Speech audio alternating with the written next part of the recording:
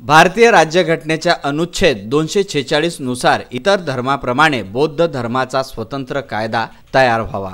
अनुच्छेद 41 नुसार बेरोजगारांना रोजगाराचा हक्क, अनुच्छेद 37 नुसार भूमिहीनांना जमिनीचा हक्क आणि बेघर लोकांना अनुच्छेद 21 प्रमाणे घराच्या हक्कासाठी बाबासाहेब आंबेडकर यांनी सांगितलेल्या सनदशीर मार्गानुसार all India action committee for Buddhist law व समाज क्रांती आघाडी यांच्या संयुक्त विद्यमाने 11 फेब्रुवारी रोजी दिल्ली संसद भवनावर आयोजित देशव्यापी महामोर्चात सर्वसामान्य जनतेने सामील व्हावे असे आवाहन ॲक्शन कमिटीचे राष्ट्रीय संयोजक तथा समाज क्रांती आघाडीचे अध्यक्ष ॲडव्होकेट मुकुंद खैरे यांनी टाउन हॉल येथे पार पडलेल्या बौद्ध धम्म संविधानिक हक्क संसदेत उद्घाटनपर भाषणातून मनोगत व्यक्त केले। हिंदू कोड बिलामध्ये बाबासाहेबांनी काय म्हटलं होतं की Hindu is not a religious word, Hindu is a secular word. Hindu हा शब्द मी हिंदू कोड बिलामध्ये धार्मिक अर्थाने वापरत नाही। हिंदू कोडबिल हा कोणत्याही धर्माचा पर्सनल राहणार नाही, तर हा सेक्युलर लॉ म्हणजे धर्मनिरपेक्ष कायदा राहणार। अशा प्रकारे बाबासाहेब आंबेडकरांनी त्या हिंदू कोडबिलाची मांडणी केलेली होती, परंतु तो कोड काही लागू झाला नाही आणि 1955 ला एक कायदा आला, तो कोणता हिंदू कायदा। हिंदू कायद्यामध्ये काय आहे? हिंदू कायद्यामध्ये शीख, जैन, बुद्धिस्ट आणि लिंगायत या 4 धर्माला हा कायदा लागू आहे। कर्नाटकमध्ये लिंगायत समाज हा जवळजवळ 18-20% आहे। घटनेच्या 246 मध्ये घटनेने म्हटलेलं आहे की government is under the constitution, government have the duty to make the personal law of every religion of this country. या देशातल्या प्रत्येक धर्माचा व्यक्तिगत कायदा करण्याची जबाबदारी सरकारची आहे, हे घटनेचं 246 आर्टिकल म्हणते। आता तुम्ही सांगा, जर 246 आर्टिकल म्हणत असेल की प्रत्येक धर्माचा कायदा बनला पाहिजे, तर ही मागणी घटनात्मक आहे, घटनाबाह्य आहे। पुन्हा मनुस्मृती, आता मनुस्मृती पुन्हा त्या हिंदू कायद्याचा बेस। आता प्रश्नाचा निर्माण झाला की बाबासाहेबांनी मनुस्मृती जाळली, हे सगळं जगाला माहिती झालं आणि मनुस्मृतीला मानणारा तो कायदा ब्रह्मा हा सृष्टीचा निर्माता आहे असं मानणारा तो कायदा बाबासाहेब जेव्हा वाचतात, त्या बाबासाहेब आंबेडकरांनी 14 ऑक्टोबर 56 ला जेव्हा धम्म क्रांती केली, त्यावेळेस काय दिल्या? 22 प्रतिज्ञा दिल्या। घटनेने आर्टिकल 25 मध्ये राईट टू रिलिजन, धार्मिक श्रद्धा जोपासण्याचा या देशातल्या प्रत्येक माणसाला काय घटनादत्त अधिकार आहे। त्यांच्या श्रद्धा तुम्हाला विश्व करतात, लक्षात ठेवा। बाबासाहेबांनी त्या भगवानांना विरोधामध्ये बोलण्यासाठी अधिकार नाही दिला। क्रांती करता डोक्याचे माणसं, लक्षात ठेवा, गर्दीचे माणसं क्रांती करत नाही, फक्त ते काय करतात, ते फक्त एन्जॉय करतात। एन्जॉय करणारा समाज हा बंड करू शकत, लक्षात ठेवा। आणि म्हणून आम्ही जेव्हा हा विषय सुरू केला, अनेक लोकांनी म्हटलं बा प्राध्यापक मुकुंद खैरेचं नेहमी काय तर नवीन सुरू असते। 14 ऑक्टोबरला या देशामध्ये एवढी मोठी क्रांती पेटली, 2500 वर्षापूर्वीचा बुद्धाचा विचार या देशामध्ये पुन्हा पुनर्स्थापित झाला आणि हा बुद्धाच्या विचाराचा दिवस आज तुम्ही जाऊन बघा। 14 ऑक्टोबरला 4 ते 5 लाख लोक असतात दीक्षाभूमी। समाजाला बदलण्याची गरज, लक्षात ठेवा। समाजाच्या गर्दीची गरज नाही, बदलणारा समाज पाहिजे, परिवर्तनशील समाज। हळूहळू समाज हा बदलतो, तो बदलायची ताकद ठेवली पाहिजे आपल्याला। आणि म्हणून बौद्धाच्या कायद्याचा विषय हा जरी अभ्यासपूर्ण विषय असला, कठीण विषय असला, तरी सोप्या भाषेत तुम्ही समजून घ्या, कोणत्याही धर्माला विरोध करायची गरज नाही। हा धार्मिक अधिकार आहे। धार्मिक अधिकार हा मागण्याचा अधिकार बाबासाहेबांनी राज्यघटना आर्टिकल 25 मध्ये आम्हाला दिलेला, तो अधिकार हा फंडामेंटल आहे। 246 मध्ये तरतूद आहे, या तरतुदीप्रमाणे बिल तयार झालेलं आहे। ठीक आहे, आता या तरतुदीप्रमाणे बिल तयार झालं। आता तुम्हाला सांगतो बघा, आता 1955चा कायद्याचा अभ्यास पहिल्यांदा शीख लोकांनी केला। शीख लोकांनी सरकारच्या विरोधात आंदोलन सुरू केलं।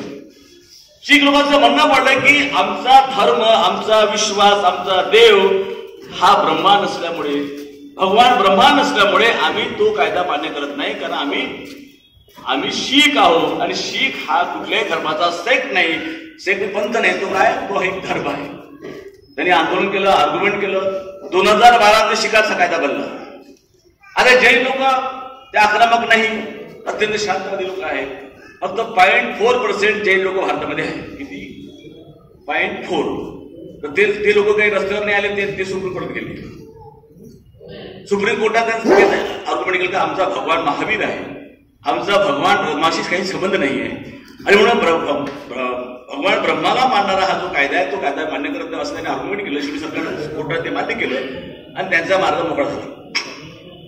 कर्नाटकच्या लोकांनी, लिंगायत लोकांनी आंदोलन कसं केलं की त्यांचा भगवान बसवेश्वर असल्यामुळे आमचा भगवान बसवेश्वर आहे आणि बसवेश्वरला मानणारा आम्हाला कायदा पाहिजे अशा प्रकारे आर्ग्युमेंट केलं, आंदोलन केलं. आणि शेवटी कर्नाटक सरकारनं लिंगायतचा सुद्धा कायदा केला. आता लक्षात घ्या, 1955च्या हिंदू कायद्यामधून ज्यावेळेस 4 धर्म होते त्यामधून पहिल्यांदा शीख बाहेर पडला, नंतर जैन बाहेर पडला, नंतर लिंगायत बाहेर पडला. शिल्लक कोण राहिला? पॉलिटिक्सची व्याख्या बाबासाहेब करतात. पॉलिटिक्स मीन्स काय? पॉलिटिक्स काय? Politics for what? Politics for law making. कायदा निर्माण करण्यासाठी राजकारणाची गरज असते, राजकीय पक्षाची गरज असते. अरे बाबा, बाबासाहेब गेल्यानंतर बाबासाहेबाच्या नावानं जे पक्ष निर्माण झाले त्या कुठल्या तरी एका तरी पक्षानं बाबासाहेबांच्या राज्यघटनेचा अभ्यास करून लोकसभेमध्ये एखादा कायद्याचं बिल फुटत केलं का हे प्रश्नाने विचारा. बाबा, येणाऱ्या पिढ्या कोण सुरक्षित ठेवणार? आपण कायदा मागून आलो, त्याचा बेस काय? Article 246, article 25. आता आर्टिकल 246 आहे म्हणून आपण कायदा मागून राहिलो. बरं की उद्या आर्टिकल 246 समजा सरकारने गुंडाळून ठेवलं, तुम्हाला कायदा मागता येईल का? लक्षात येत नाही. आणि म्हणून घटनेला आता तोडण्याचं जे काम सुरू झालेलं आहे त्या सरकारच्या कामाला थांबवण्यासाठी आता तुम्ही सज्ज झालं पाहिजे असं मला वाटते. तुम्हाला मी सांगितलं का, बौद्धाचा कायदा जो आहे तो कायदा बिल तयार झालं. जे महाबोधी विहार आहे, महाबोधी विहार आपल्या सगळ्यांना माहित आहे, जगातलं बौद्धांचं सर्वात मोठं महाविहार आहे, बौद्धांची श्रद्धाभूमी आहे. आज या महाविहाराचा जो ताबा आहे तो ताबा पंड्याकडे आहे, अध्यक्ष कलेक्टर आहे. तसेच ॲडव्होकेट शताब्दी खैरे यांनी स्वतः तयार केलेल्या बौद्धाच्या कायद्याचा 200 पानाचा मसुदा लोकसभेत प्रस्तुत केला जाणार असल्याचंही यांनी कार्यक्रमात सांगितलं. बौद्ध धर्म संविधानिक हक्क संसद घेण्यात आली. का घेण्यात आली? का आज गरज पडत आहे? आज प्रत्येक समाजाला एक त्यांचा अधिकार मिळालेला आहे. आज प्रत्येक समाजाला एक त्यांचा कायदा आहे.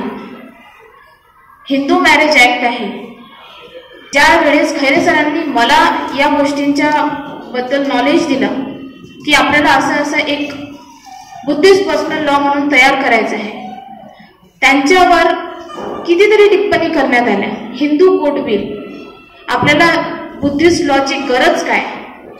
आजही आपला समाज एकत्रित नाही याची खंत आहे. आपल्याला आपले अधिकार, आपल्याला त्या अधिकारांची जाणीव नाही. अधिकार मागणं, हिसकून घेणं फार गरजेचं आहे, कारण ते तुम्हाला मिळालेले आहेत. डॉक्टर आंबेडकरांचे तुम्ही जर खरे शिपाई असाल तर तुम्हाला ज्ञान असणं आणि त्या अधिकारांसाठी लढून पेटून मरणं आजही काळाची गरज आहे. डॉक्टर आंबेडकरांचं सर्वात मोठा हत्यार होतं न्याय व्यवस्था. न्याय व्यवस्थेशिवाय तुम्हाला न्याय मिळणार हे होऊ शकत. न्याय व्यवस्थाच तुम्हाला फक्त न्याय देऊ शकते. आणि माझी तुम्हाला कळकळीची विनंती आहे की तुमच्या मनात, तुमच्या डोक्यामध्ये हा जो कन्सेप्ट तुम्ही भरलेला आहे की न्याय व्यवस्थेची किंवा न्यायालयाची पायरी चढायची नाही, हा काढून टाका. तिथे गेल्याशिवाय तुम्हाला न्याय नाही मिळू शकत.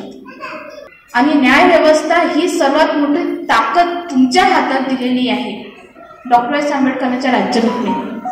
Article 32 of the Constitution of India is the heart of the Constitution. असं डॉक्टर B.R. आंबेडकर म्हणतात. का? कारण आर्टिकल 32 नुसार तुम्ही कोर्टात जाऊ शकता. तुमच्यावर थोडाही अन्याय झाला, स्टेटनी, शासनाने, कलेक्टरनी, तहसीलदारनी, SDOने तुमच्यावर कोणताही अन्याय करण्याचा प्रयत्न केला तर तुम्ही त्यांच्या ऍक्टिव्हिटीला चॅलेंज करू शकता आर्टिकल 32, आर्टिकल 226 थ्रू. आर्टिकल 32 म्हणते की तुम्ही सुप्रीम कोर्टमध्ये जाऊ शकता, आर्टिकल 226 म्हणते की तुम्ही हायकोर्टमध्ये जाऊ शकता. तुमच्याकडे तो अधिकार आहे की तुम्ही कोर्टात दाद मागू शकता तुमच्यावर झालेल्या अन्यायाची. या प्रसंगी दैनिक मतदारचे संपादक ॲडव्होकेट दिलीप एडतकर यांचा जाहीर सत्कार कार्यक्रमाचे अध्यक्ष तथा ज्येष्ठ सहकार नेते तथा माजी आमदार भैयासाहेब तिडके यांच्या शुभ हस्ते करण्यात आला. तर विदर्भ मतदारचे जिल्हा प्रतिनिधी नयन मुंडे यांचा सत्कारही all India committee for Buddhist लॉच्या वतीने करण्यात आला. जे ॲडव्होकेट शताब्दी खैरे यांनी जी तयार केलेली जी बिल आहे ते ॲडव्होकेट शताब्दी खैरेचं हे बिल हे 200 पानी बिल बघा.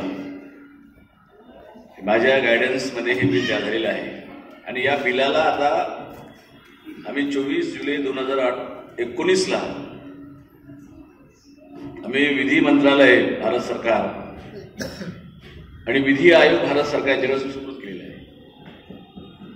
तयार केली नवनीत राणा यांचं पूर्ण फाईल तयार केली म्हणजे 13/12/2016 पासून तर आजच्या तारखेपर्यंत आम्ही सरकारशी जे काही समजा पत्रव्यवहार केला ते संपूर्ण पत्रव्यवहार, सरकारचे पत्र, आमचे पत्र आणि आमचं बिल हे सगळं त्यांना एक पूर्ण फायलिंग करून आम्हाला देणार होतं. आमचे जे अध्यक्ष साहेब आहेत त्यांना आम्हाला एवढं सांगायचं आहे. आता नवनीत राणा येऊ शकले नाही पण सुप्रिया सुळे मात्र जर या बिलाला समजा घेऊन लोकसभेत समजा ठेवू असेल तर खूप चांगलं आणि हे काम भैयासाहेब करू शकतात असा मला विश्वास. कार्यक्रमात ज्येष्ठ सामाजिक कार्यकर्ते राजाभाऊ गुर्दे, डॉक्टर मिलिंद नाकले, अरुण वानखळे यांची उपस्थिती होती. तर कार्यक्रमाचे प्रास्ताविक मनोज छापानी यांनी मांडले तर सूत्रसंचालन दिलीप इंगळे यांनी केले तर आभार प्रदर्शन भाऊसाहेब गुळसुंदरे यांनी मानले. विदर्भ न्यूज करिता अमरावती येथून जितेंद्र कांबळे.